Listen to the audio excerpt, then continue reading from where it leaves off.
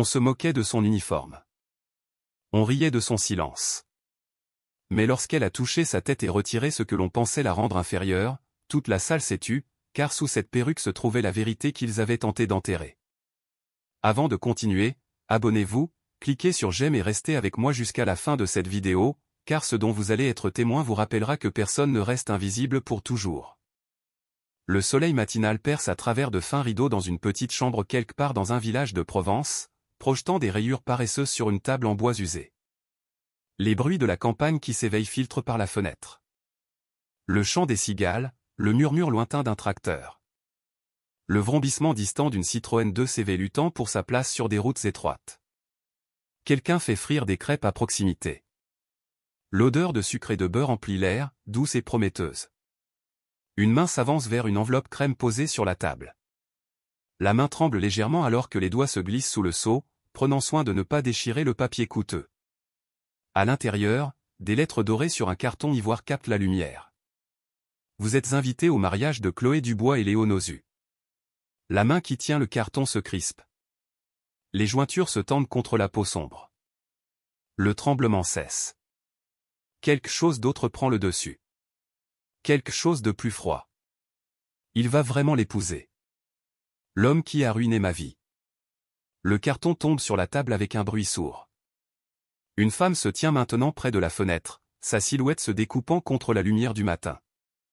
Sa simple tenue de service est sobre, impeccable, anonyme, le genre d'uniforme qui vous rend invisible dans des pièces pleines de gens. Mais ses yeux ne sont pas ceux de quelqu'un qui a oublié. Ce ne sont pas les yeux de quelqu'un qui a abandonné. Si vous étiez à sa place, iriez-vous à ce mariage ou resteriez-vous à l'écart pour toujours? Le ciel de Marseille, 2 ans plus tôt, scintillait sous le soleil de l'après-midi. Les immeubles de verre se renvoyaient leurs propres reflets ambitieux, tendant la main vers des nuages qui promettaient la pluie mais ne la livraient jamais. À l'intérieur d'un bureau élégant au 7e étage d'un immeuble dans un quartier chic de Marseille, une femme se déplaçait avec une sorte de détermination qui vient de la certitude de savoir exactement qui vous êtes et où vous allez. Elle était radieuse à l'époque, ses cheveux tombant en boucles souples sur ses épaules, son maquillage impeccable mais naturel, vêtue d'un blazer bleu marine sur mesure qui murmurait le succès sans le crier.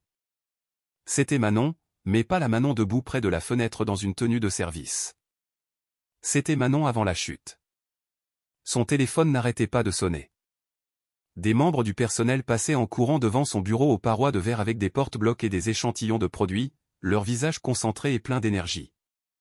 Une bannière était accrochée au mur derrière son bureau, en écriture élégante, Luxe by Manon. Parce que vous méritez le luxe.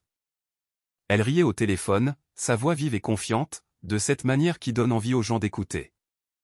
Oui, nous aurons la nouvelle ligne prête pour octobre. Faites-moi confiance, cette formule est révolutionnaire. Personne d'autre n'a ça. Même pas de près.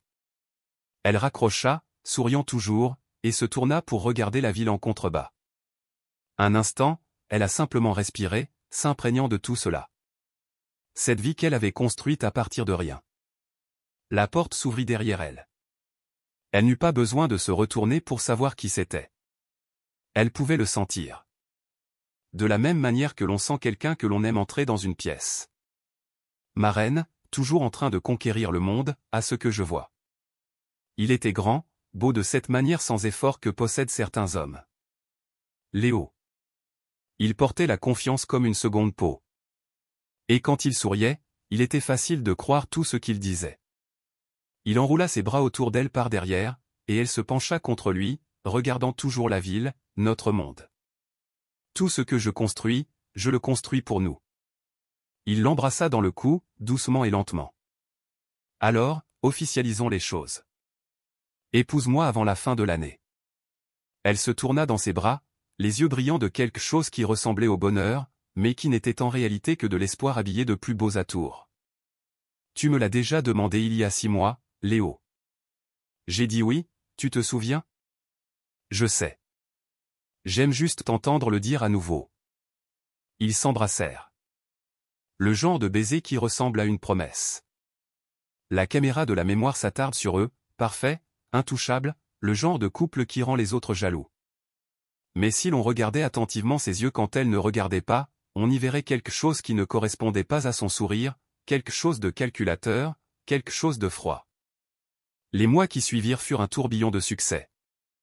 Des cérémonies de remise de prix où Manon se tenait sur scène, tenant des trophées tandis que les flashs crépitaient comme des bouchons de champagne. Des couvertures de magazines avec son visage rayonnant sous un éclairage professionnel. Des titres qui disaient « La magnate de la beauté marseillaise à suivre » et « La femme derrière luxe ». Son entrepôt était toujours en effervescence, le personnel emballait des produits, des étiquettes étaient imprimées, des camions étaient chargés de commandes à destination de boutiques à travers Marseille, Lyon, Bordeaux. Mais les longues nuits étaient différentes, juste elle et Léo dans son bureau après que tout le monde soit parti, passant en revue les contrats et les formules. Il était toujours là, toujours proche, toujours à observer avec ses yeux qui ressemblaient à de l'amour mais qui donnaient une autre impression. Un soir, elle était assise en face de lui, des papiers étalés entre eux.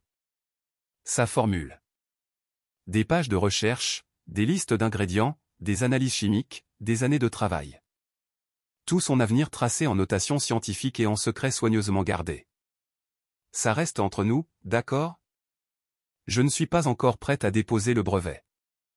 Je veux le perfectionner d'abord. M'assurer qu'il est absolument parfait. Il tendit la main sur le bureau et toucha la sienne, ses doigts chauds et rassurants. Chérie, à qui d'autre le dirais-je ? Ton succès est mon succès. Nous sommes partenaires. Nous allons bientôt être mari et femme.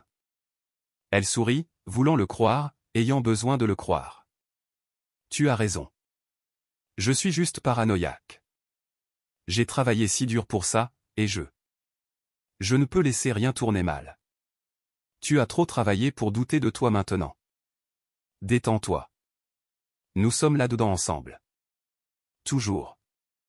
3 semaines plus tard, Manon fit irruption sans prévenir dans une salle de conseil d'administration d'un immeuble d'affaires à Lyon. La sécurité tenta de l'arrêter, mais elle se fraya un chemin, son cœur battant si fort qu'elle crut qu'il allait lui transpercer les côtes. À la tête de la longue table en acajou se tenait Léo. Mais il n'était pas seul. À côté de lui était assise une femme dans un tailleur rouge vif. Son maquillage était parfait, son sourire plus acéré encore. Le logo sur l'écran de présentation derrière eux brillait comme une moquerie, éclat par Chloé Dubois. Et là, sur l'écran, en puce et en formule chimique, son travail, ses recherches, sa formule. Chaque détail qu'elle avait partagé avec Léo lors de ses sessions nocturnes, présenté comme le produit de quelqu'un d'autre. La voix de Manon tremblait, mais elle força les mots à sortir. Léo, qu'est-ce que c'est que ça ? Il ne sourcilla pas, ne se leva pas, n'eut même pas la décence de paraître surpris. Il la regarda simplement comme si elle était un inconvénient, comme une tache sur sa chemise parfaitement repassée. Manon, tu dois partir. C'est une réunion privée. Privée ? C'est ma formule, mes recherches. J'ai passé 3 ans à développer ça. La femme en rouge, Chloé, se leva lentement, froide et imperturbable, comme quelqu'un habitué à gagner des combats auxquels elle n'avait même pas besoin de participer. Je ne sais pas de quoi vous parlez, mais vous faites une scène et honnêtement, c'est embarrassant. Manon se jeta en avant. Elle ne l'avait pas prévu, son corps a juste bougé. La sécurité lui attrapa les bras, la tirant en arrière. Elle criait maintenant, et une partie d'elle-même enregistrait à quoi elle devait ressembler. Sauvage, désespérée, folle. Léo, dis-leur. Dis-leur que tu m'as volé ça. Dis-leur la vérité. Il se leva enfin. Et quand il la regarda, son visage était froid d'une manière qu'elle n'avait jamais vue auparavant. Comme s'il avait enlevé un masque.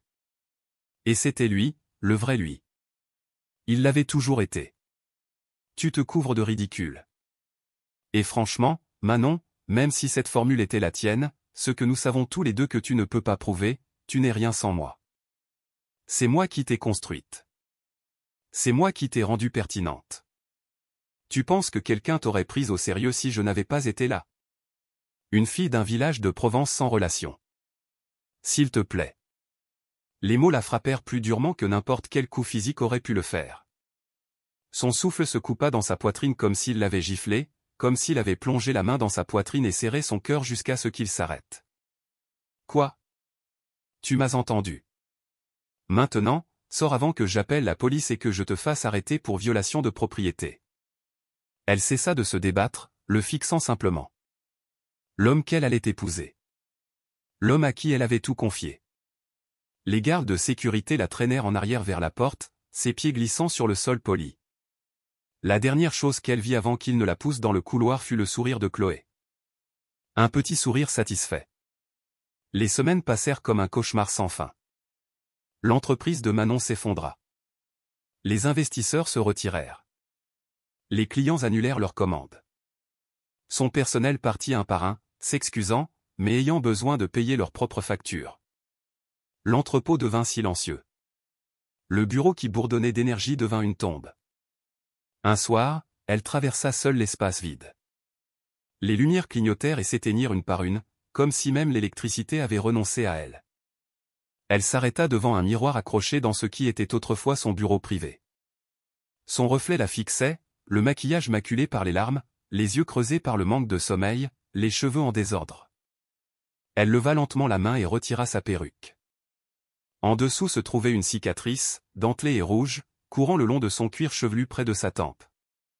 Le souvenir fulgura, non sollicité. Leur dernière dispute avant que tout ne s'effondre. Ses mains la bousculant lors d'une dispute à propos d'argent, à propos de sa réticence à partager certains détails commerciaux. Sa tête heurtant le coin d'une table en verre. Le sang. La douleur. Sa voix ensuite, froide et détachée. C'est de ta faute. Tout ça. Elle toucha la cicatrice maintenant, traçant sa longueur du bout des doigts. Sa voix était à peine un murmure, mais elle portait le poids d'un vœu. Un jour, tu me reverras. Le présent arriva lentement, comme la guérison le fait toujours, réticent et incomplet. Manon se déplaçait dans les couloirs d'un grand domaine de la Loire, portant une pile de linge frais dans ses bras. Les sols en marbre reflétaient les lustres. Les hauts plafonds faisaient écho aux voix. Le personnel s'affairait partout, préparant quelque chose de grand. Elle était invisible ici, juste une autre employée en uniforme. Sa tête était maintenant couverte, la perruque cachée sous un foulard coloré, la cicatrice bien dissimulée. Elle se déplaçait silencieusement, efficacement, de la manière que l'on apprend quand on ne veut pas être remarqué. Dans le grand salon, le chaos régnait. Une future mariée, Chloé, bien que Manon le sût depuis le moment où elle avait accepté ce travail, claquait des doigts en direction des décorateurs qui tentaient d'accrocher du tissu doré au plafond.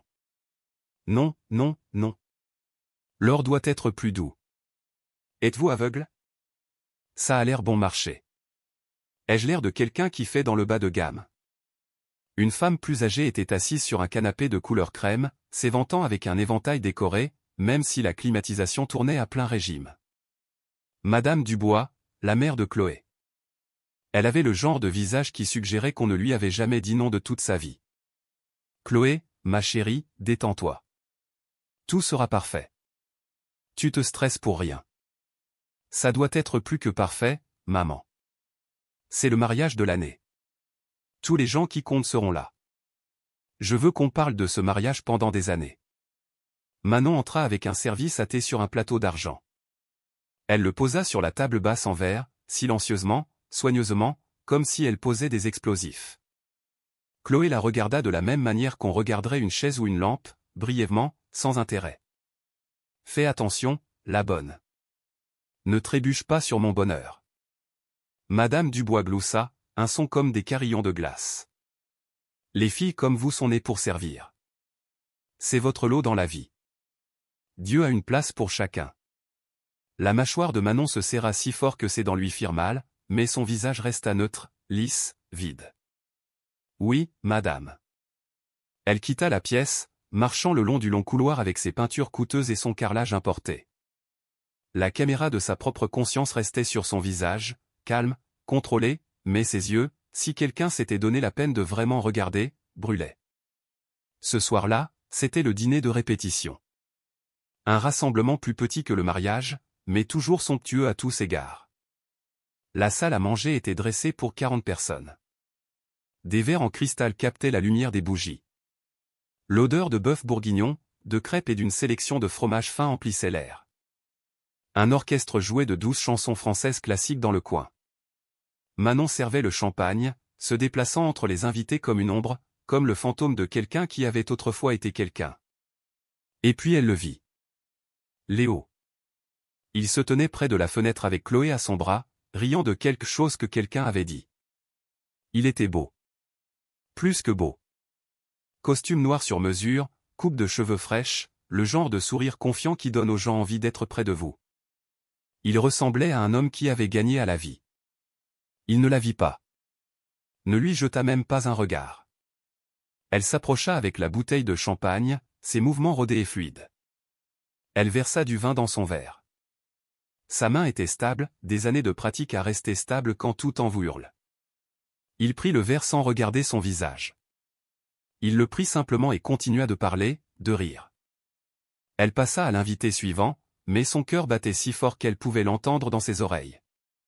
Si vous étiez à sa place, lui auriez-vous dit qui vous étiez à ce moment précis, ou l'auriez-vous laissé se noyer dans sa propre ignorance? Tard cette nuit-là, Manon s'assit sur son lit dans la petite chambre que la famille Dubois lui avait attribuée, à peine plus qu'un placard avec une fenêtre. Son ordinateur portable brillait dans l'obscurité. Sur l'écran se trouvait son nouveau site web, Cicatrice naturelle. La beauté née de la force. Le nom lui était venu une nuit, en traçant sa cicatrice dans le miroir, une ligne cicatricielle, une ligne qui marquait où elle s'était brisée et où elle avait guéri. Les avis défilaient sur l'écran. 5 étoiles. 5 étoiles. 5 étoiles. Des témoignages de clientes à Londres, Accra, New York, Dubaï. Des femmes qui aimaient ses produits et n'avaient aucune idée de qui elle était vraiment. Une notification apparut en haut de l'écran et le souffle de Manon se coupa. Partenariat avec Beauty Hub Global confirmé. Investissement initial 2,3 millions de dollars américains. Elle fixa le chiffre. 2,3 millions de dollars. Plus qu'elle n'avait jamais gagné avec luxe. Plus que Léo ne pourrait jamais imaginer qu'elle gagnerait à nouveau. Elle ferma lentement l'ordinateur portable et sortit son téléphone, faisant défiler de vieilles photos qu'elle se promettait toujours de supprimer, mais ne le faisait jamais. Elle et Léo à la plage. Elle et Léo au restaurant. La grande ouverture de Luxe by Manon. La vie qu'elle avait eue. Elle les supprima une par une. Chaque suppression ressemblait à de petites funérailles. Puis elle s'allongea sur son lit étroit et fixa le plafond, écoutant le léger bourdonnement de la ville à l'extérieur de sa fenêtre. 6 mois plus tôt, Manon avait vécu dans une autre chambre, encore plus petite que celle-ci, une petite chambre de bonne à Marseille qui sentait le moisi et avait des taches d'humidité au plafond. Elle était épuisée chaque jour, cumulant plusieurs emplois, saisie de données le matin, appel au service client l'après-midi, tout ce qui payait. La nuit, elle travaillait sur son ordinateur portable, faisant des recherches, reformulant, planifiant. Son téléphone sonnait constamment avec des messages automatisés lui rappelant ses factures impayées. Elle les ignorait tous, continuait à taper. Recherche, formule, plan d'affaires, construire quelque chose à partir de rien, à nouveau.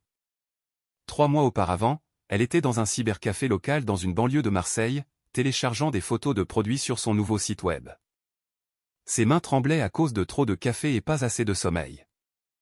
Elle avait perdu du poids. Ses vêtements flottaient sur elle. Mais quand la notification arriva, première commande internationale reçue, elle fixa l'écran pendant 1 minute entière. Puis elle se mit à pleurer, silencieusement, juste un instant. Puis elle s'essuya le visage et se remit au travail. Il y a 1 mois, elle avait emménagé dans un appartement légèrement meilleur. Petit mais propre. Pas de moisissures, pas de taches. Elle déballa de ses propres mains des boîtes étiquetées, cicatrices naturelles, disposant soigneusement des échantillons de produits sur une petite étagère. Son téléphone vibra avec un email, une offre d'emploi. Personnel de maison recherché pour la famille Dubois. Salaire compétitif. Logement et repas inclus. Elle lut l'adresse. Sa main s'arrêta sur l'écran du téléphone. La famille Dubois. La famille de Chloé. La femme qui avait volé sa formule, son fiancé, sa vie. Elle accepta le poste le jour même. De retour au présent, Manon pliait des serviettes de mariage dans la cuisine aux côtés de 3 autres membres du personnel. Ils bavardaient autour d'elle, commérant comme les gens le font quand ils pensent que personne d'important n'écoute.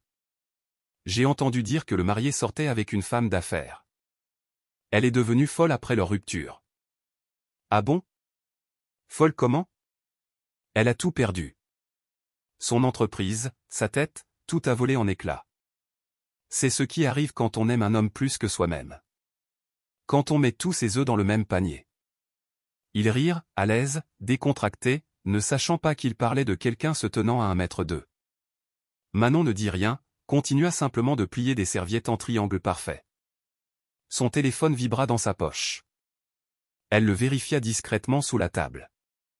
Un message de son partenaire commercial à Londres. Cicatrice est en tendance sur Beauty Twitter. Les commandes affluent. Nous prévoyons d'atteindre 5 millions de dollars de chiffre d'affaires d'ici la fin de l'année. Quoi que tu fasses, ça marche. Elle s'autorisa un petit sourire. Faible, puis retourna au pliage des serviettes. Le jour du mariage arriva avec le soleil de la Loire et une énergie nerveuse. Le lieu était à couper le souffle. Une salle de réception de luxe dans un château avec des lustres qui coûtaient probablement plus cher que la plupart des maisons. De somptueuses robes de soirée et costumes sur mesure partout où le regard se posait. Un orchestre live s'installait déjà, testant les niveaux sonores. L'odeur de parfum cher se mêlait à celle du bœuf bourguignon et des fromages fins préparés en quantités industrielles. Les invités arrivaient par vagues. Porsche, Range Rover, G-Wagon, Mercedes-Benz de toutes les couleurs. L'élite française à son apogée. Habillée pour impressionner et être impressionnée. À l'intérieur, Manon se déplaçait dans la foule avec un plateau de flûte de champagne. Elle portait son uniforme, son foulard, sa cape d'invisibilité. Les invités la regardaient à peine en prenant des verres de son plateau, trop occupés à se saluer, à prendre des photos, à montrer leur tenue. La cérémonie venait de se terminer. Chloé et Léo étaient maintenant mari et femme. Officiellement, légalement. Le maire les avait déclarés unis devant Dieu et les hommes, et tout le monde avait applaudi. Maintenant, pendant la réception, le rire de Chloé traversait la musique comme un couteau, fort, théâtral, conçu pour être entendu. Elle montrait sa bague à chaque invité qui passait, levant la main pour capter la lumière. 14 carats, faite sur mesure à Dubaï. Le joaillier a dit qu'il n'avait jamais travaillé avec une pierre aussi parfaite. Un groupe de femmes en robes assorties de couleurs pourpre roucoulait et la félicitait, touchant la bague, s'exclamant sur sa taille. L'une d'elles jeta un coup d'œil à Manon alors qu'elle passait avec son plateau. Même la bonne regarde. Regardez son visage. Tu veux ce genre de vie, ma pauvre? Tu penses que si tu fixes assez fort, ça deviendra la tienne? Elles rirent. Le genre de rire qui ressemble à de la violence. La cruauté désinvolte déguisée en humour. Chloé se tourna, vit Manon debout avec son plateau, et son sourire s'aiguisa en quelque chose de prédateur. Ne t'inquiète pas, ma chère. Peut-être dans ta prochaine vie, si tu as de la chance. Si tu pries assez fort. Plus de rire, plus fort maintenant. D'autres invités commençaient à prêter attention, amusés par le spectacle. Léo se tenait à côté de sa mariée, souriant, hochant la tête en accord avec les blagues. Mais quand ses yeux passèrent sur Manon, juste une seconde, quelque chose vacilla. Une reconnaissance, de la confusion, un lointain souvenir essayant de refaire surface. Il cligna des yeux, secoua légèrement la tête. Le moment passa. Les mains de Manon tremblaient alors qu'elle versait du champagne dans un autre verre. La bouteille cliqueta contre le cristal. Puis sa main se stabilisa.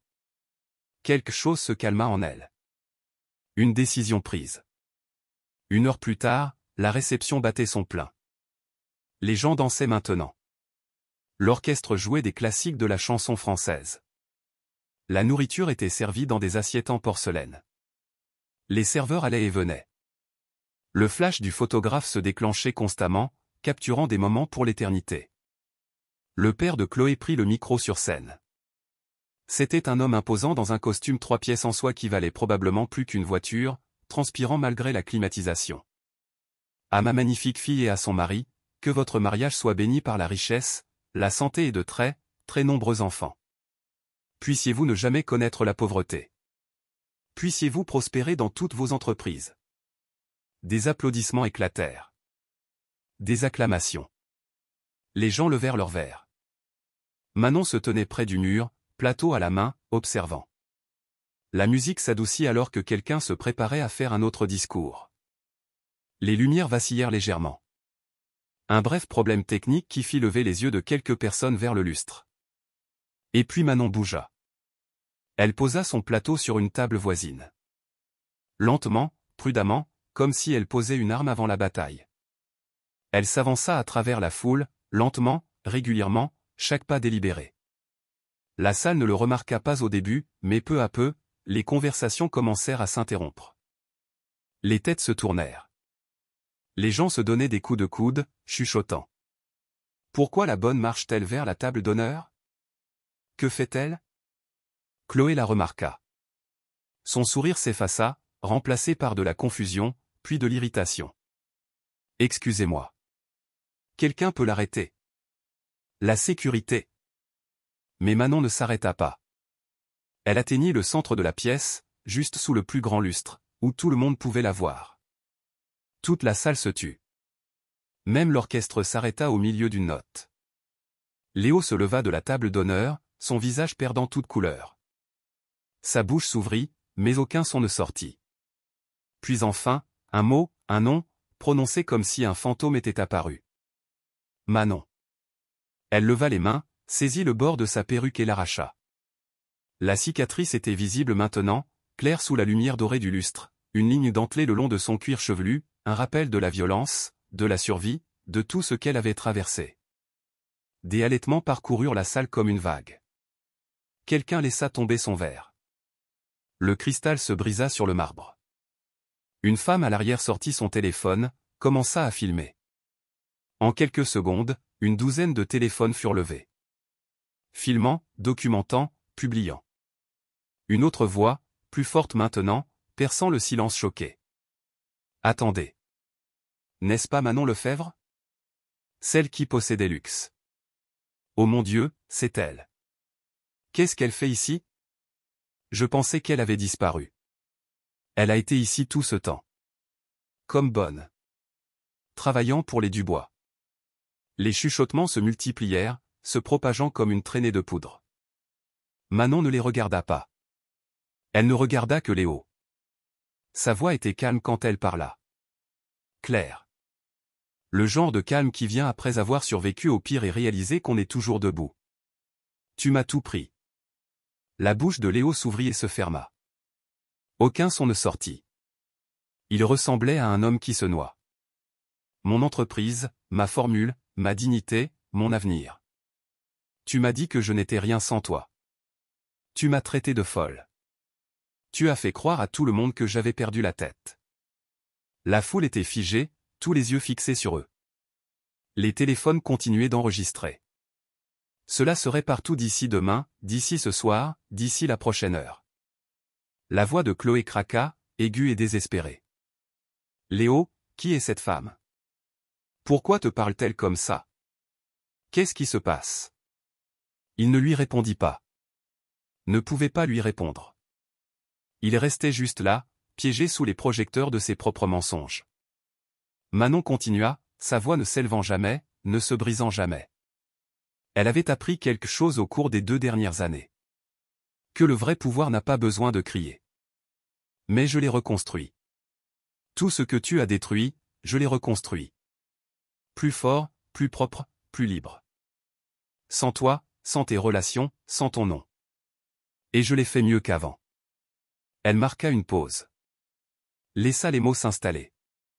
Les laissa s'imprégner dans le tissu coûteux de la pièce. La cicatrice que vous voyez. C'est toi qui me l'as donnée. Tu m'as poussé. Tu m'as fait mal. Tu m'as dit que c'était de ma faute et pendant longtemps, je t'ai cru. Je pensais que je le méritais. Je pensais que je n'étais rien. Plus de halètements. La mère de Chloé se leva, le visage tordu de horreur et de rage. Sécurité. Faites sortir cette femme. C'est un événement privé. Mais personne ne bougea. Tout le monde était transi. C'était mieux que n'importe quel discours de mariage. C'était un vrai drame. Une vraie douleur. Le genre de choses dont les gens parleraient pendant des années. Manon sourit. Alors, pas avec amertume, pas avec haine, mais avec quelque chose de plus profond, avec la paix.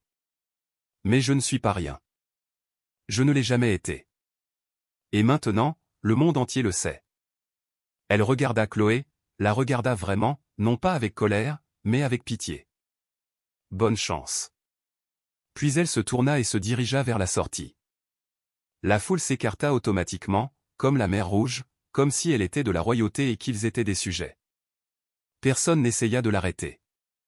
Personne ne parla. La voix de Léo brisa le silence, désespérée, suppliante. « Manon, s'il te plaît, attends. Je peux expliquer. Je. » Elle ne se retourna pas, ne s'arrêta pas, continua simplement de marcher. Les portes s'ouvrirent devant elle. La lumière du soleil entra comme une révélation. Elle y pénétra, laissant le silence choqué derrière elle. Si vous étiez elle, l'auriez-vous exposée ainsi ou seriez-vous restée silencieuse pour préserver votre paix? Quelques heures plus tard, Manon était assise sur le petit balcon de son appartement, le meilleur maintenant, pas la chambre de bonne de Marseille. Son téléphone n'arrêtait pas de vibrer, notification après notification. Mais elle avait coupé le son. Elle tenait une tasse de thé, avec du sucre et du lait, comme sa mère le préparait, et regardait le ciel de Marseille. La ville brillait sous elle, vivante, infinie, pleine de possibilités. Elle finit par prendre son téléphone et parcourir le chaos. Les réseaux sociaux avaient explosé. La PDG de Cicatrice Naturelle fait irruption au mariage de son ex-fiancé. Le sombre passé de Léo Nozu révélé à sa propre réception. Manon Lefebvre, de la misère à la richesse, l'histoire d'un retour ultime. Invitée au mariage ou mission de vengeance? La révélation choquante d'une magnate de la beauté. La vidéo d'elle retirant sa perruque avait déjà été vue plus de 2 millions de fois. Les commentaires affluaient par milliers. C'est une vraie reine. Cette cicatrice est sa couronne. Léo est fini. Nous ne soutenons pas les voleurs. Chloé savait ce qu'elle faisait. Ils se méritent l'un l'autre. Je pleure. C'est la chose la plus puissante que j'ai vue de toute l'année. Un message de son partenaire commercial à Londres, les commandes ont triplé. Le site web a planté à cause du trafic. Nous devons parler d'augmenter la production immédiatement. C'est absolument fou. Tu es un génie. Un autre message. Celui-ci d'un numéro qu'elle ne reconnaissait pas. Manon, c'est Jennifer de Forbes France. Nous aimerions présenter votre histoire. Veuillez m'appeler. Elle sourit faiblement, puis posa le téléphone face contre table sur la petite table à côté de sa chaise, prit une autre gorgée de thé, laissa la douceur et la chaleur se répandre en elle. Le lendemain matin, Léo était assis dans son nouvel appartement, le sien et celui de Chloé. Mais Chloé n'était pas là. L'appartement était silencieux, à l'exception du bourdonnement du climatiseur. Son téléphone sonnait depuis 5 heures du matin. Son téléphone. Le téléphone de Chloé. Le téléphone de la maison. Tout le monde voulait des réponses. Des explications. Tout le monde avait vu la vidéo. Son téléphone sonna de nouveau. La mère de Chloé. Il fixa l'écran puis répondit. La voix de Madame Dubois était glaciale. Ma fille est de retour chez moi. Elle ne reviendra pas vers vous tant que vous n'aurez pas expliqué qui était cette femme. Tant que vous n'aurez pas expliqué comment vous avez humilié ma famille. Savez-vous ce que les gens disent?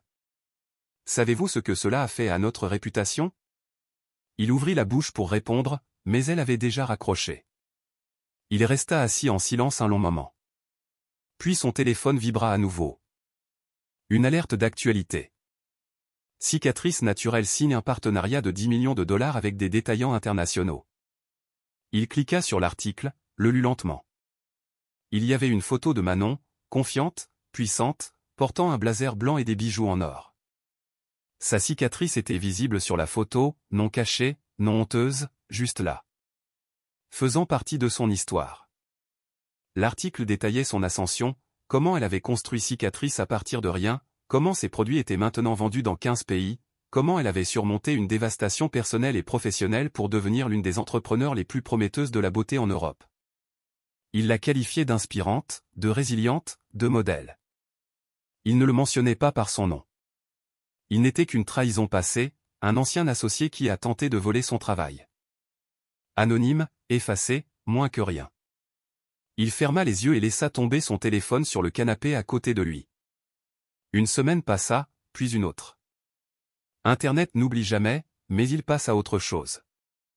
Nouveau scandale, nouveau drame, nouvelles histoires. Mais pour Manon, tout avait changé. Elle se promenait dans son nouveau bureau, plus grand que celui de luxe ne l'avait jamais été. Des fenêtres du sol au plafond donnaient sur le vieux port de Marseille. Une équipe complète de 15 personnes travaillait à des bureaux blancs et épurés, leurs visages concentrés et pleins d'énergie. Des jeunes, des gens intelligents, des gens qui croyaient en ce qu'ils construisaient. Sa cicatrice était visible. Elle ne la cachait plus. Ne la couvrait plus de perruque ou de foulard, sauf si elle en avait envie, pour le style. Elle faisait partie d'elle maintenant, partie de son histoire, partie de ce qui la rendait puissante. Une employée s'approcha, une jeune femme nommée Clara avec des yeux vifs et un sourire contagieux. « Madame, nous avons la réunion avec les investisseurs dans 1 heure. Ils sont venus de Johannesburg spécialement pour vous rencontrer. La salle de conférence est prête. Je serai prête. Merci, Clara. » La jeune femme s'éloigna et Manon se retourna vers la fenêtre, regardant la ville qu'il avait brisée et reconstruite. La ville qui ne s'arrêtait jamais de bouger, de demander, de créer. Parfois, votre silence n'est pas une faiblesse. C'est une stratégie. Car lorsque vous revenez, vous ne revenez pas pour prouver quelque chose. Vous revenez pour régner. Elle se retourna vers son équipe. Ils la regardèrent, attendant ses instructions. Au travail. Nous avons une entreprise à gérer. Ils se mirent en mouvement comme un seul homme, déterminé, uni, construisant quelque chose qui durerait. La caméra de sa propre conscience s'attarda sur son visage un instant. Elle regardait vers l'avant, pas vers le passé, pas vers ce qui avait été volé, mais vers ce qui était possible. Un léger sourire effleura ses lèvres. Pas triomphant, juste content, juste en paix. Et que feriez-vous si quelqu'un qui vous a trahi vous suppliait pour une seconde chance? Lui pardonner ou oublier qu'il a jamais existé? La réponse, elle l'avait appris, n'était pas toujours simple, mais elle était la sienne. Elle avait choisi d'avancer, de construire, de devenir quelqu'un qui n'avait pas besoin de vengeance parce que le succès était plus doux que n'importe quelle confrontation ne pourrait jamais l'être. Mais elle avait aussi choisi de dire sa vérité, de montrer ses cicatrices, de laisser le monde savoir ce qui s'était passé et de décider par lui-même. Et dans ce choix, à ce moment-là, sous le lustre, avec le monde entier qui regardait, elle avait repris quelque chose de plus précieux que l'argent, la gloire ou la justification. Elle s'était reprise elle-même. Le bureau bourdonnait d'énergie autour d'elle, les téléphones sonnaient, les claviers cliquetaient, les voix discutaient de stratégie, de campagne et de croissance. La vie allait de l'avant. Manon prit un dossier sur son bureau. Projection des investisseurs pour le prochain trimestre, et se dirigea vers la salle de conférence. Elle avait du travail à faire, un héritage à construire, un avenir à créer. Et cette fois, personne ne pouvait le lui prendre. Parce que cette fois, elle savait exactement qui elle était. Et c'était suffisant. Maintenant, dites-moi dans les commentaires, d'où regardez-vous? Et qu'auriez-vous fait si vous aviez été Manon ce jour-là? J'adore voir vos localisations s'illuminer à travers la France et au-delà.